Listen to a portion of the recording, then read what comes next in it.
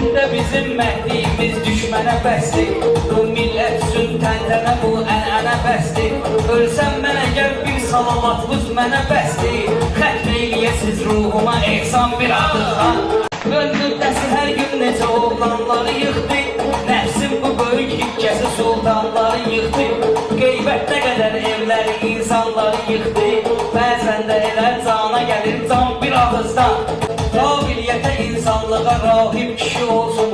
Qavlimlərə həmta elə qalib kişi olsun. İnsan gərək göz altına sahib kişi olsun. Bir çoxları olmuşdu peşiman bir ağızdan. Əslində zərif bəndə gərəkdir bu zərifin. Qəlbin közə döndərməyinən gündə zəifin. Torpağına qurban olanın ismi şərifin.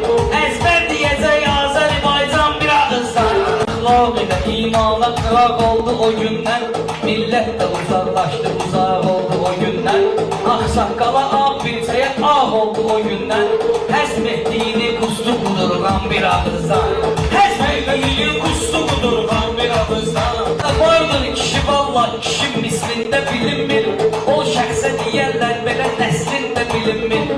Söz var ki onun sahibi əslində bilinmir. Tarixlərə həkk oldu o dastan bir ağızdan. Mən görməmişəm indiyəcən tali qəzasız. Hər gün yaşayır gör neçə insan bir əzalsız. Hər gün yaşayır gör neçə insan bir əzalsız.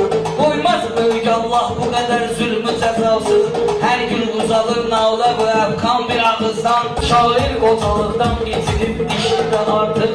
İtirib dişini üstəlik öz işli də artıq. Əlbəttə cavabını verərəm, beşli də artıq. Anqırsa mənim üstümə heyvan bir ağızdan.